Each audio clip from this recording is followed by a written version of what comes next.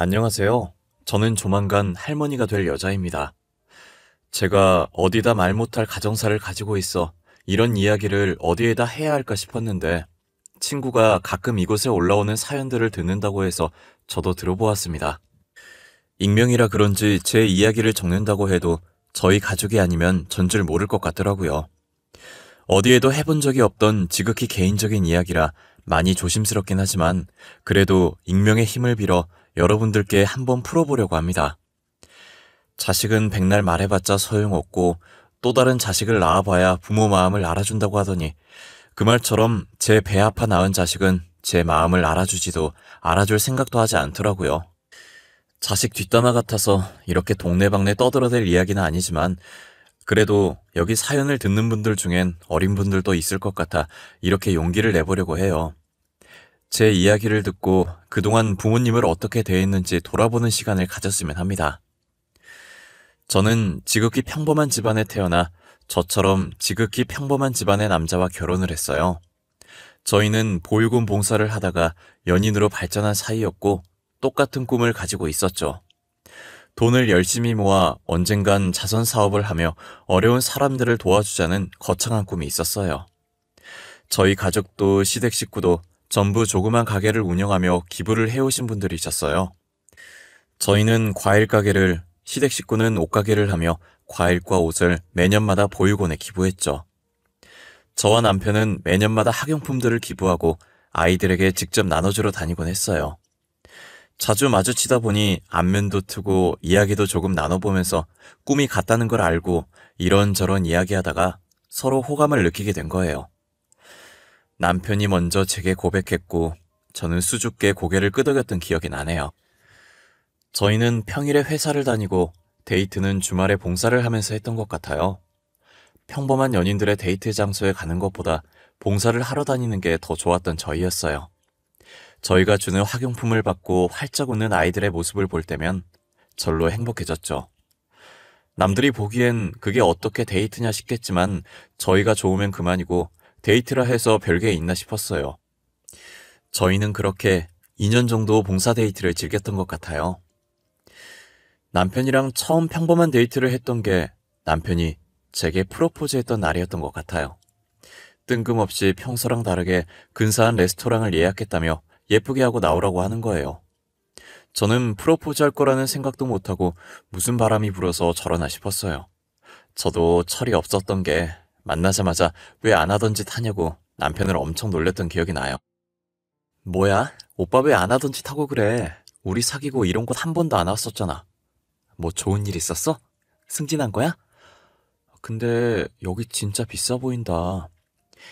우리도 한 번 정도는 이런 근사한 곳 와봐야지. 너무 보육원 추억밖에 없지 않아? 색다르고 좋지.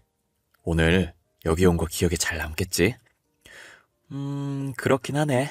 진짜 보육원에서 오빠 만난 기억밖에 없어. 평생 오늘 온 레스토랑 기억할 수 있겠네. 아, 다행이다. 있잖아. 나 진짜 어떻게 이야기를 꺼내야 할까 고민 많이 했거든? 그냥 결론만 말하는 게 제일 깔끔할 것 같아서. 수은아, 나랑 결혼할래? 잠깐만. 지금 프로포즈 하려고 이런 근사한 레스토랑 온 거야? 완전 의외다. 오빠한테 로맨틱한 면이 다 있었네. 아무래도 보육원 놀이터에서 프로포즈 하기엔 모양새가 영 그렇잖아. 그리고 보육원은 너무 흔한 기억이기도 하고. 그래서 특별하게 레스토랑 예약했지. 난 놀이터 그네에 앉아서 멋없이 프로포즈 했어도 좋았을 것 같은데? 프로포즈는 장소보다 하는 사람이 어떤 사람이냐가 제일 중요한 거니까. 오빠였으면 어디에서든 좋았을 거야. 그렇게 저는 남편의 프로포즈를 받아주었고 양가 부모님께 인사를 드리고 상견례를 했죠. 이미 봉사하면서 몇 번 마주쳤던 적이 있는지라 결혼 허락받는 건 어렵지 않았어요. 저희는 결혼 전 양가 부모님이 다 계시는 자리에 아이를 낳지 않겠다고 선언했어요. 아이를 낳는 것도 좋긴 하겠지만 현재 부모가 없는 아이들도 많이 있다고 지금 보육원에 있는 아이를 한 명 입양해 오고 싶다고 했죠. 저희와 같이 보육원에서 봉사를 하시던 분이라 제 말뜻이 어떤 뜻인지 잘 알고 계셨고, 감사하게도 제 말에 반대하시는 분들은 아무도 없었어요. 저희는 신혼을 조금 즐기다가 결혼한 지 2년이 지난 뒤 저희가 다니는 보육원에서 5살짜리 여자아이를 입양해 왔어요. 여자아이를 처음 봤을 때가 4살이었는데 똘망똘망한 게 너무 귀엽더라고요. 그런데 친부모에게 버림받았던지라 저희에게 선뜻 마음을 열지 못하는 거예요. 저희는 바로 집으로 데리고 오고 싶었지만 아이의 마음이 더 중요했기 때문에 보육원에서 1년 동안 얼굴 익히고 마음을 열 때까지 기다려줬어요. 그래도 집으로 온 아이는 저희에게 엄마 아빠라고 곧잘 얘기하더라고요. 처음으로 누군가에게 엄마라는 소리를 들으니 가슴이 벅차오르는 거예요. 부모가 된 기분이 이런 거구나. 진짜 내가 누군가의 부모가 됐구나라는 책임감이 들었죠. 혹시나 제가 아이를 낳으면 그래도 친딸이니 약간이라도 차별을 하게 될까봐, 그래서 딸이 상처를 받게 될까봐 아이를 갖지 않으려고 남편과 의논해서 남편이 수술을 했어요. 그런데 예상치 못하게 남편이 수술하고 일주일 뒤에 임신이 되어버린 거예요. 그러니까 남편이 수술하기 전에 이미 저는 임신을 한 상태였던 거죠. 이미 생겨버린 애기고 저희에게 찾아온 축복을 없앨 순 없으니 낳기로 결정을 했어요. 두 아이 모두 상처받지 않게끔 똑같은 애정을 쏟겠다고 다짐을 했어요. 저는 딸아이를 낳고 정말 큰딸과 동등하게 대했어요. 친딸이 잘못하면 친딸을 야단쳤고 양딸이 잘못하면 양딸을 야단쳤죠. 제 배 아파 낳았다고 입양했다고 봐주고 더 혼내고 차별하는 건 없었어요. 그리고 큰딸이 알아서 척척 언니 노릇을 잘했고 작은딸도 언니를 잘 따라줘서 혼낼 일이 별로 없었어요. 큰딸이 친언니라고 해도 무방할 정도로 작은딸을 정말 잘 챙겼었어요. 작은딸도 큰딸에게 언니 언니 하면서 계속 쫓아다니고 큰딸 말을 잘 따랐었어요. 엄마인 저보다 언니를 더 좋아할 만큼 자매 사이가 좋았습니다. 제 말은 가끔 들은 척도 안 하지만 큰딸이 하는 말이라면 자다가도 벌떡 일어났었어요. 나이 차이가 꽤 있어서 그런지 잘 싸우지도 않고 서로 의지하며 잘 지내는 모습이 너무 보기 좋았어요. 저는 작은딸에게 언니가 입양하라는 사실을 말하지 않았었어요. 사춘기 때까지는 언니가 입양하라는 사실을 알게 되면 배신감을 느껴 삐뚤어질 것만 같았거든요. 그래서 사춘기를 지나고 어느 정도 생각이 깊어질 때쯤 차차 이야기를 꺼내보려고 했어요. 그런데 어쩌다 작은딸이 중학생 때 자신의 언니가 입양아였다는 사실을 알게 된 거예요. 작은딸이 손톱깎이를 찾길래 제가 그때 화장실 청소 중이라 못 나가서 안방 화장대 서랍에서 찾아보라고 했죠. 첫 번째 칸에 있다고 했는데 안 보였는지 마지막 서랍까지 열어서 다 뒤져본 거예요. 한참을 찾다가 마지막 서랍 제일 안쪽에 있던 큰딸의 입양 서류를 작은딸이 발견하게 된 거죠. 지금 생각해도 귀가 아픈데 서류를 발견한 순간부터 소리 지르고 난리도 아니었어요. 엄마, 이게 다 뭐야? 저 언니 내 친언니 아니었어? 진짜 입양아야? 나 그동안 친언니도 아닌 사람한테 언니 한 거야? 너 그게 지금 무슨 말버릇이야? 내가 너 그렇게 가르쳤어? 그리고 호적에 언니라고 되어 있잖아. 그럼 언니지. 뭐가 문제야? 나랑 피 한 방울이 안 섞였는데 어떻게 내 언니야? 나는 인정 못해. 왜 나한테 말 안 했어? 말했어도 언니라고 인정 안 했겠지만. 네가 이러니까 말을 안 했지. 이럴 게 뻔했으니까. 너가 언니라고 인정 안 하면 어쩔 건데. 그럼 너 내 딸 하지 마. 나도 너 인정 못하니까. 아, 엄마. 지금 친딸인 나보다 남남인 저 사람이 더 중요해? 엄마는 내 엄마잖아. 엄마 자식은 나뿐이잖아. 이시은, 시끄러워. 네 언니도 내 자식이야. 마음으로 낳은 자식이라고. 그러니까 너는 방에 들어가서 공부나 해. 너 성적표 보니까 조만간 진짜 전교 꼴등하겠더라. 성적표 얘기하니까 작은딸은 입을 다물더니 저를 째려보고 자기 방으로 들어가더라고요. 그때부터 작은딸은 사춘기와 더불어 자신의 언니가 친언니가 아니라는 사실에 반항을 하기 시작했어요. 작은딸은 곧 죽어도 큰딸을 자신의 언니라고 인정해주지 않았고 큰딸을 보면 막 대하기 시작했어요. 도통 누굴 닮아서 저렇게 성질머리가 못돼 먹었는지 모르겠더라고요. 어찌나 입을 잘 놀리던지 제 배 아파 낳은 딸이지만 한데 쥐어박아주고 싶다는 생각을 참 많이 했어요. 큰딸은 이미 성인인지라 동생이 아직 어려서 그럴 수 있다고 이해하더라고요.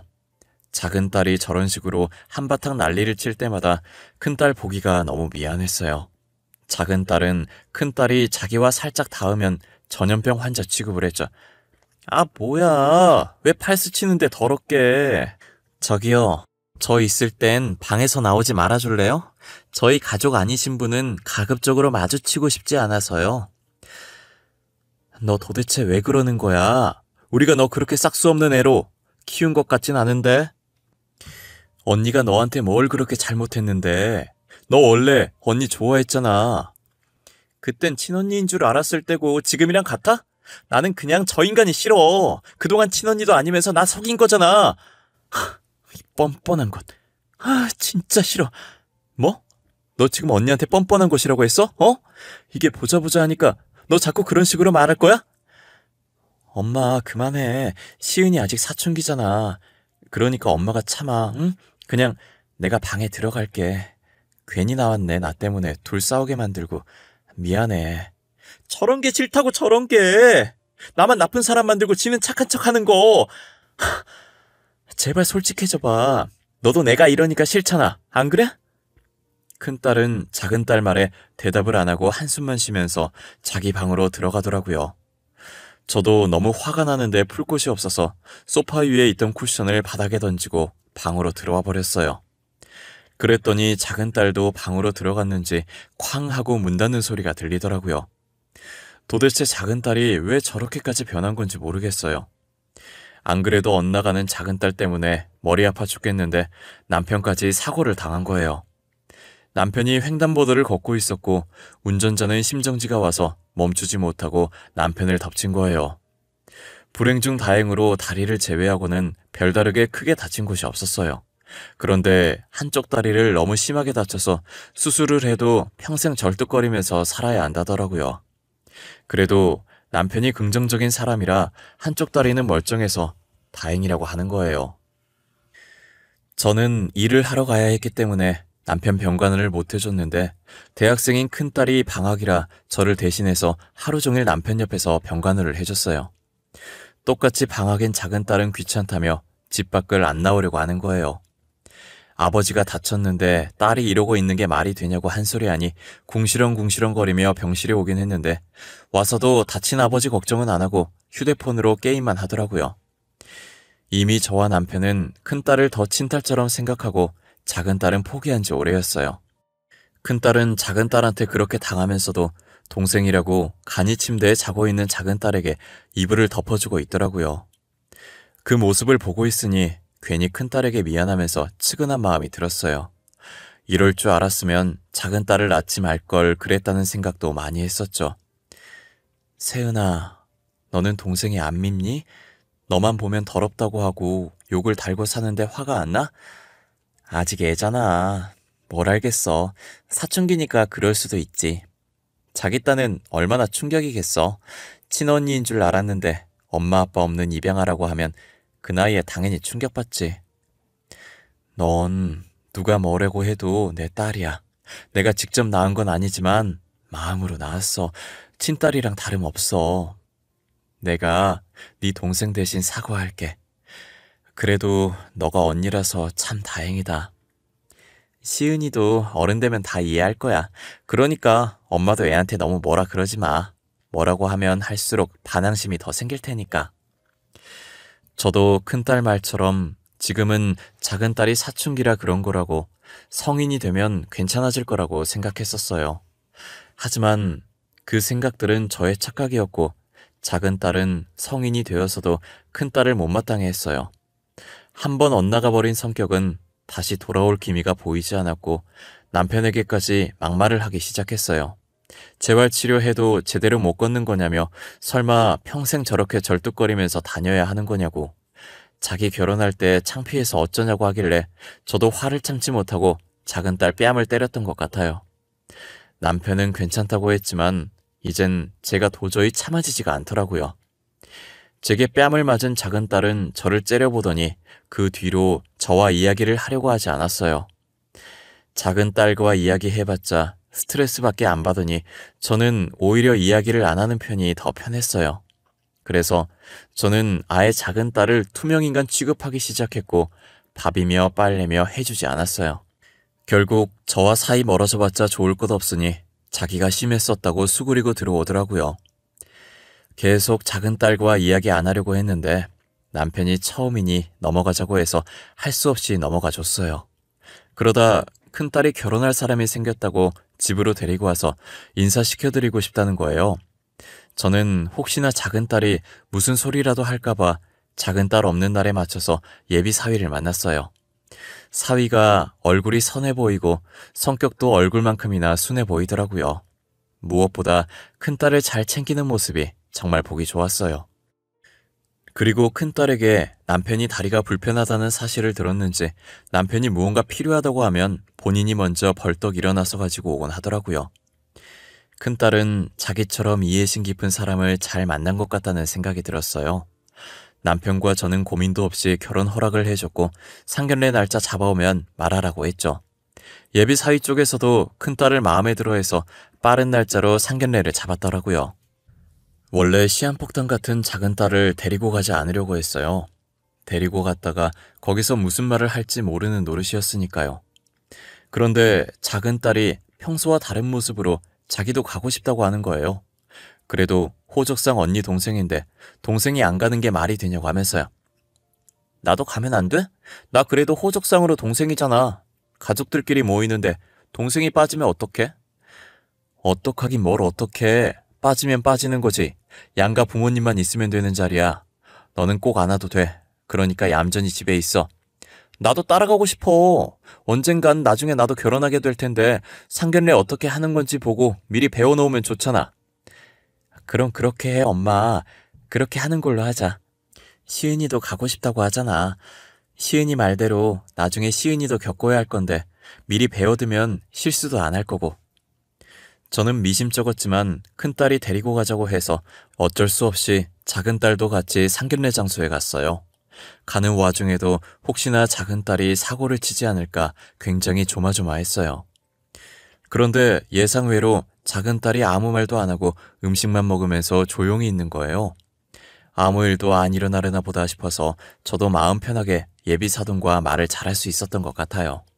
하지만 화기애애하던 상견례가 끝나갈 때쯤 문제의 작은딸이 입을 열더라고요. 말씀 중에 죄송한데요. 혹시 이 사람 입양하라는 건 알고 결혼시키는 건가요? 모르고 결혼시키는 건 사기 결혼 아닌가? 아무리 지금 호적상 딸이라지만 피 한 방울 안 섞였잖아요. 아이 잠시만, 이게 무슨 말이야? 입양하라니. 세은이 너 입양하였니? 우리한테 그런 말 없지 않았니? 왜 말을 안 했어? 어머님 그게요. 안 그래도 오늘 말하려고 했는데요. 제가 입양하긴 해도 이분들이 제 부모님인 건 변함없잖아요. 어릴 때부터 저를 키워주셨고. 그럼 뭐해? 키워주기만 했지. 낳질 않았는데. 언니, 혹시 입양아인 거 숨기고 사기 결혼하려고 했던 거야? 와, 염치도 없다. 너 그 입 안 닫을래? 사돈, 제 딸이 입양아이긴 하지만 제 친딸과 같은 아이입니다. 말 그대로 낳지만 않았지 어릴 때부터 제 손으로 직접 키운 아이예요. 죄송해요, 사돈. 저희 먼저 일어나 봐야겠네요. 정말 죄송합니다. 너도 얼른 일어나. 집에 가자. 당신도 일어나요. 예비 사돈네는 큰딸이 입양하라는 소식에 서둘러 자리를 떴어요. 큰딸은 예비 사돈네가 사라진 후 그 자리에서 굳어 두 눈만 흔들리고 있었고 고지어 큰 눈망울에서 닭똥 같은 눈물들이 쭉쭉 떨어졌어요. 저는 작은 딸에게 한마디 하려다가 바뀌라는 생각에 일단 집에 가자고 했죠. 갈 때는 큰딸이 운전했었는데 우느라 운전할 상태가 아니라서 제가 운전대를 잡았어요. 화가 나서 엑셀을 밟아댔더니 갈 때보다 훨씬 짧은 시간에 집에 도착했더라고요. 저는 뒷문을 열어서 작은 딸 팔을 끌어서 내리게 했고 팔 잡고 있는 그대로 집까지 끌고 갔죠. 팔 아프다고 놓으라고 난리치길래 집 도착하자마자 패대기를 쳐버렸어요. 작은 딸은 제게 잡혔던 팔을 부여잡고 저를 째려보더라고요. 너 지금 이게 뭐 하는 짓이야? 얌전히 있겠다며? 아무 말도 안 하겠다며? 그냥 보고 어떻게 하는 건지만 배우겠다며? 아니, 내가 뭘 잘못했는데? 입양하라고 안 바뀌었던 건 쟤잖아. 왜 나한테 그러는데? 저게 말 안 하고 사기 결혼하려고 한 거잖아. 내 말이 틀려? 틀려. 틀리다고. 네 말 다 틀려. 하나부터 열까지 맞는 거 하나도 없어. 너는 내가 입양하라는 게 무슨 대단한 약점이라고 생각하지. 나는 너가 내 동생이라는 게 약점이고 수치야. 알아? 뭐? 지금 말 다 했어? 수치? 너 방금 내가 수치라고 했어? 나야말로 너 같은 애한테 언니라고 했던 세월들이 수치야. 역겹다고. 생각만 해도 토가 나온다고. 살면서 처음으로 큰딸이 작은딸에게 모진 말을 했고 저희는 처음 보는 큰딸의 모습에 놀랐어요. 작은딸이 어떤 말을 하던 화 한 번 내지 않았는데 지금도 딱히 화를 내진 않지만 큰딸이 작은딸을 향해 차분히 내뱉는 말 하나하나에 가시가 박혀 있었죠. 큰딸의 말에 작은딸은 또다시 흥분해서 막말을 해대기 시작했고 참다 못해 큰딸이 작은딸 뺨을 내리치더라고요. 남편과 저는 말릴 생각을 하지 않았고 그저 큰딸이 그동안 많이 참고 있었다라는 생각만 하고 있었어요. 작은딸은 뺨 한 대 맞고도 정신을 못 차리는지 큰딸에게 달려들더라고요. 누구 피 받았을지도 모르는 천한 사람이라고 더럽다고 하는데 듣다가 도저히 안 되겠어서 저는 작은딸 방에 들어가 짐을 싼 뒤 가방을 집 밖으로 던져버렸어요. 그리고 다시는 집으로 찾아오지 말라고 하고 작은딸을 밖으로 쫓아내버렸죠. 혹시나 비밀번호 치고 들어올까봐 안에서 잠금장치도 걸었어요. 작은딸은 잠금장치 때문에 현관문이 열리지 않자 손으로 문을 두드리고 소리 지르고 난리였어요. 남편이 열어주자는 듯이 저를 쳐다봤지만 제 표정이 너무 단호해서 더 이상 아무 말도 하지 못했어요. 얼마 지나지 않아 조용해져서 밖을 봤더니 작은딸이 갔는지 가방이 없더라고요. 정말 저는 다시는 딸을 받아줄 마음이 없었고 제게 딸은 큰딸밖에 없다고 생각하며 살려고 마음먹었죠. 큰딸 결혼은 이들은 물 건너가나 했는데 그 다음날 예비사돈에게 다시 연락이 왔더라고요. 처음 예비사돈 번호가 떴을 때 무슨 염치로 전화했냐고 욕을 한 바가지 하려고 했는데 제가 전화를 받자마자 대뜸 사과부터 하시더라고요. 사돈, 접니다. 어제는 정말 죄송해요. 저희 행동이 무례했다는 거 압니다. 하지만 저희도 생각할 시간이 필요해서 그랬어요. 다시 한번 죄송하다는 말씀 드리고 싶네요. 아니에요. 괜찮아요. 솔직히 먼저 말 안 한 건 저희 쪽인걸요. 저는 제 딸이 입양하라는 사실이 그렇게까지 중요한 일인지 몰랐어요. 죄송해요.